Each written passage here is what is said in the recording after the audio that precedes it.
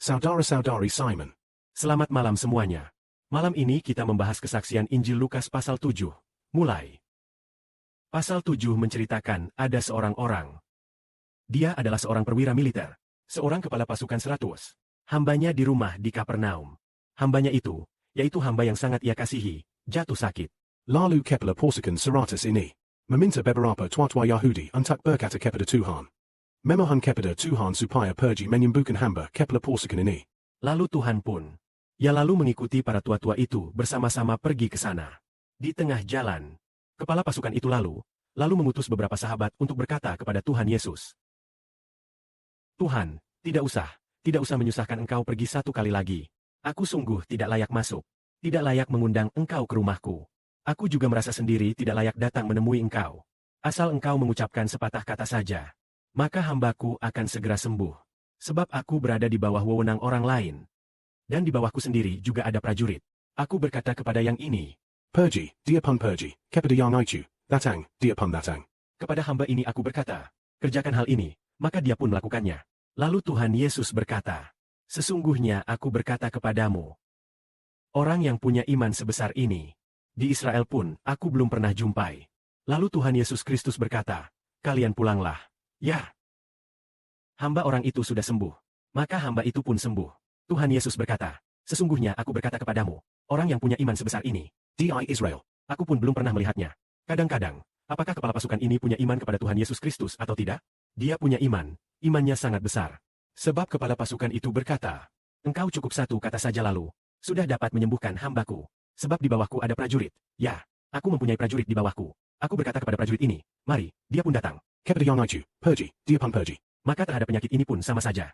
Penyakit ini asal engkau mengucapkan satu kata saja, hambaku akan langsung sembuh seketika. Lalu Tuhan berkata, orang yang punya iman seperti ini, di Israel pun aku belum pernah melihatnya. Lalu hamba orang ini pun langsung sembuh seketika. Ini sedang membicarakan apa? Kita harus memiliki iman kepada nama Tuhan. Percaya sungguh bahwa apapun yang diucapkan dalam nama Tuhan akan terjadi. Inilah pengajaran Tuhan Yesus Kristus kepada kita, yaitu berkata, harus mempunyai iman kepada namanya. Ketika Tuhan Yesus menyembuhkan penyakit sendiri, kadang-kadang dia akan bertanya, percayakah engkau bahwa aku dapat melakukan hal ini?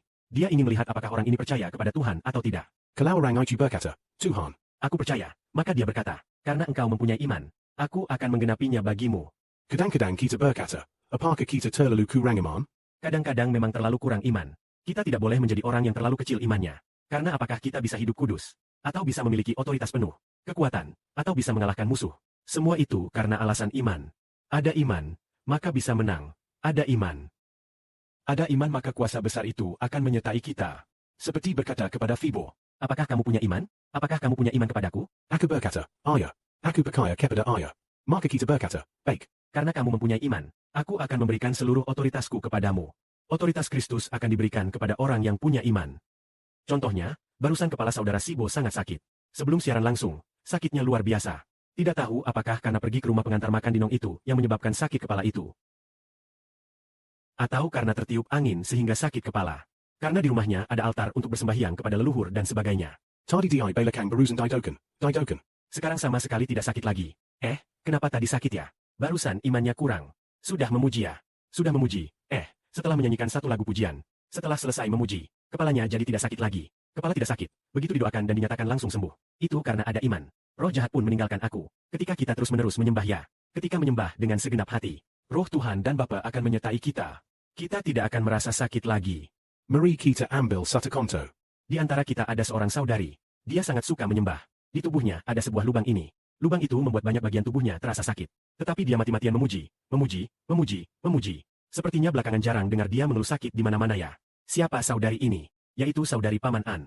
Dia terus-menerus memuji. Menyembah. Nah, makin menyembah makin kuat. Makin menyembah. Iman kepada Tuhan makin teguh. Iman makin teguh. Maka segala macam roh dan dewa tidak bisa melukai kita. Sebaliknya roh Allah yang benar menyertai kita. Akhirnya kita pun menang. Kiranya kemuliaan dipilangkan kepada Bapa di surga dan Tuhan.